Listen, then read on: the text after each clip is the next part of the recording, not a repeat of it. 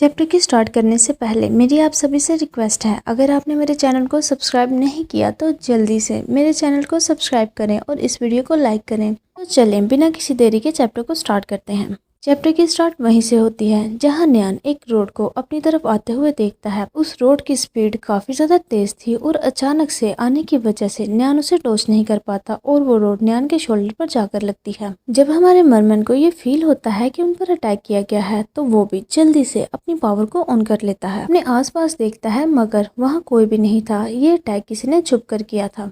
उसके बाद उसकी नज़र न्यान पर जाती है जिसे पेन में देखकर हमारा मरमन जोर से चिल्लाता है, भाई न्यान, क्या तुम ठीक हो?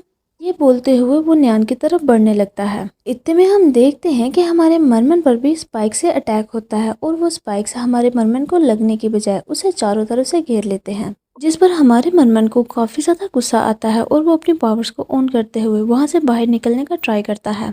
ऐसा करते देखकर न्यान बोलता है, रिमबर्ड शांत हो जाओ। ये स्पाइक्स कोई नॉर्मल स्पाइक्स नहीं है बल्कि एक स्किल है जो कि वो होस्ट कॉपी करके यूज कर रहा है। इसके बाद न्यान उसे बताता है कि उसने मेरी पावर को यूज किया है जिसकी एबिलिटी इस वक्त डबल हो चुकी है। इसका मतलब तो ये हुआ कि वो होस्ट इस वक्त यही है। और वो अपने शोल्डर पर धसी हुई रोड को पकड़ता है और खुद को संभालते हुए बोलता है, तुम्हें इतना हार्शली एक्ट नहीं करना चाहिए। ये बोलने के बाद न्यान वहाँ से उठता है और हमारे मरमन के पास आने लगता है। इतने में उन्हें एक स्ट्रेंज आवाज सुनाई देती है जो कि बोल रही थी कि तुमने मेरे डॉल हाउस को बर्बाद कर दिया है। जिसे सुनकर न्यान काफी ज्यादा इरिटेट हो जाता है और बोलता है, मैंने तुम्हारे डॉल हाउस को बर्बाद नहीं किया और ना ही मैंने कुछ और किया है, मगर फिर भी हमेशा मुझे ही क्यों ब्लेम किया जाता है। जिसे सुनकर उस होस्ट को काफी ज्यादा गुस्सा आता है और वो गुस्से से हमारे मरमन की एबिलिटी को ऑन करता है जो उसने कॉपी की थी। मगर इस वक्त उस एबिलिटी की पावर काफी ज्यादा बढ़ चुकी थी। इतने बड़े अटैक को देखकर न्यान चिल्लाते हुए हमारे मरमन से बोलता है, रिमबर्ड जल्दी से यहाँ से दूर हटो। जिसे सुनकर हमारा मरमन जल्दी से खुद को अपने टेल में रैप कर लेता है और जंप करते हुए वहाँ से दूर हट जाता है और काफी मुश्किल से वो अटैक को डॉज कर पाया था। वो अटैक हमारे मरमन को लगने ही वाला था। देखते हैं कि न्यान भी काफी मुश्किल से इस अटैक को डॉज कर पाता है। इसके बाद वो अपने शोल्डर से उस रोड को निकाल कर फेंक देता है और सोचता है, हमारी टीम जल्द ही यहाँ पर पहुँचने वाली है। इतने में हमारे न्यान को कहीं से फेरोमोन्स की स्मेल आती है, जिसे स्मेल करके न्यान सोचता है, फेरोमोन्स की स्मेल ये किसकी है? ये किसी एक पर्सन के फेरोमोन की स्मेल नहीं है। ऐसा लगता है कि यहाँ पर 2 पर्सन हैं। ये सोचते हुए वो उस रूम के डोर की तरफ देखता है जहाँ पर वो दोनों ट्विंस खड़े होते हैं, जिन्हें देखकर न्यान सोचता है, ओ ये तो ट्विंस की ग्लैंड है। दोनों ट्विंस एक ही ग्लैंड को यूज कर रहे हैं। जब ये सेपरेट हो जाएंगे तो ये ग्लैंड इनके लिए यूजलेस हो जाएगा।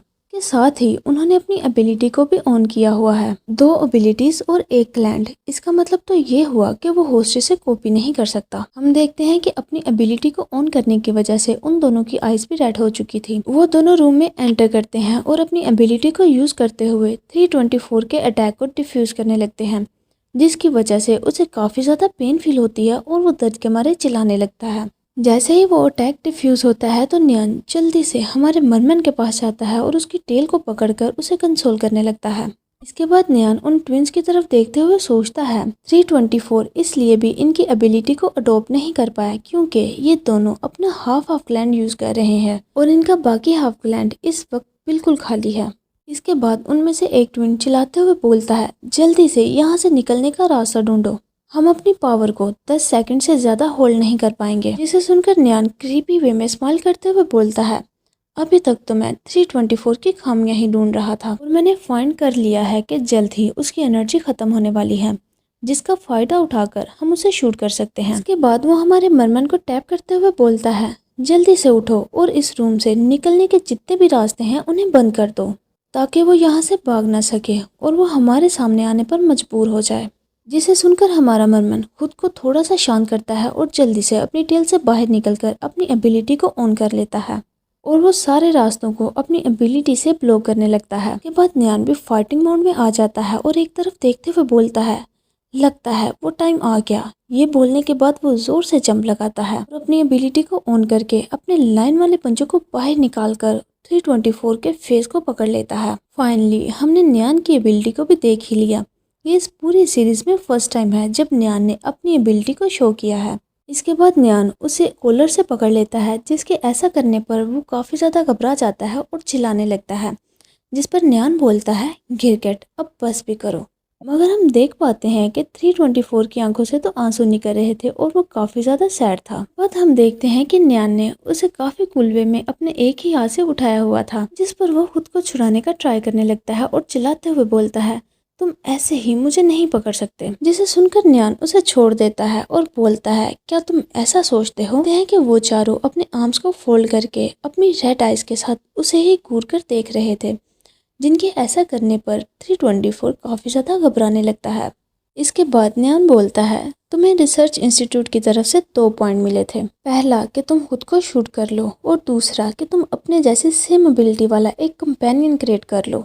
इसके बाद वो 324 के गाल को पिंच करते हुए बोलता है, मुझे पता है कि तुम रियल में यहाँ नहीं हो, मैंने ठीक कहा ना। न्यान अभी 324 को टीज कर ही रहा था कि इतने में उसे कैप्टन की आवाज आती है। काफी ज्यादा वरिड होते हुए पूछ रहा था कि मेरे टीम मेंबर्स के साथ क्या हुआ, क्या वो ठीक है ना। जिसे सुनकर न्यान एक नज़र उन ट्विंस की तरफ देखता है जो कि काफी क्यूट सा फेस बनाए एक दूसरे को पकड़कर बैठे हुए थे, जिसे देखकर न्यान बोलता है, वो सब ठीक है। इसके बाद कैप्टन बताता है, जिस टीम को तुम लीड करते थे मैंने उस टीम को अंदर भेजा था। 324 को उन बिल्डिंग्स वाले रूम से अरेस्ट कर लिया है, जिसकी बॉडी अचानक से ही चमकने लगी थी। ऐसा लगता है कि जिसके साथ तुम लोगों ने डील की है वो एक क्लोन है और उसके पास भी पूरी पावर है। बस थोड़ी देर के लिए इंतजार करो, जल्द ही हमारी टीम तुम लोगों को रेस्क्यू करने के लिए आ जाएगी। कैप्टन की ये बात सुनकर न्यान तो काफी ज्यादा खुश हो जाता है। वो बेचारा तो कब से यहाँ से जाना चाह रहा था और वो कैप्टन को बोलता है, ओके ऑलराइट मैं समझ गया। इसके बाद 324 न्यान से पूछता है, मेजर के साथ क्या हुआ, वो यहाँ मुझे पकड़ने क्यों नहीं आए, क्या वो यहाँ नहीं है। ये बोलते हुए 324 काफी ज्यादा सैड फील करने लगता है और बोलता है, मैं बस एक दफा उन्हें दोबारा से देखना चाहता हूँ। ये बोलते हुए वो अपने फेरोमोन्स को रिलीज करने लगता है, जिसे देखकर न्यान बोलता है, तुम्हारी मेन बॉडी को अरेस्ट कर लिया गया है, इसलिए अब तुम कुछ भी नहीं कर सकते। और इस टाइम सच में ये मिशन कंप्लीट हो चुका है। इतने में हमारा मरमैन उसके शोल्डर पर हाथ रखते हुए बोलता है, चलो घर चलते हैं। हमारे मरमन का ये बोलना ही था कि न्यान वहीं पर गिरने लगता है और बोलता है, मैं बहुत ज़्यादा थक चुका हूँ और मुझे डेजी फील हो रहा है, इतना ज़्यादा थक चुका हूँ कि मैं चल भी नहीं सकता। न्यान को ऐसे गिरता देखकर हमारा मरमन जल्दी से उसे संभालता है। इसके बाद हमारा मरमन अपने फेस को न्यान के फेस के करीब लेकर जाता है और अपनी आइज को बंद करके आहिस्ता से बोलता है, क्या तुम इतना ज़्यादा थक चुके हो। हमारे मरमन की ये बात सुनकर न्यान जल्दी से अपनी आइज को ओपन करता है और काफ़ी ज़्यादा नोटी वे में बोलता है, मुझे वो चाहिए ताकि मैं बेटर फील कर सकूँ। जिसकी ये बात सुनकर हमारा मरमैन तो शर्माते हुए अपने फेस को टर्न कर लेता है। इसके बाद न्यान काफी क्यूट वे में हमारे मरमैन से चिपकने लगता है, जिसके ऐसा करने पर हमारा मरमैन ब्लश करते हुए उसे खुद से दूर कर रहा था और बोलता है, चलो घर चलते हैं। वापिस जाकर तुम वो ये बोल ही रहा था कि इतने में न्यान जल्दी से उसे उठा लेता है और बोलता है, चलो घर चलते हैं और मैं तुम्हारे लिए कुछ कुक भी करूँगा। इसके साथ ही ये चैप्टर यहीं पर एंड होता है। अगर आपको आज का ये चैप्टर अच्छा लगा हो तो जल्दी से इसे लाइक करें। मिलते हैं आपसे नेक्स्ट वीडियो में। Thanks for watching.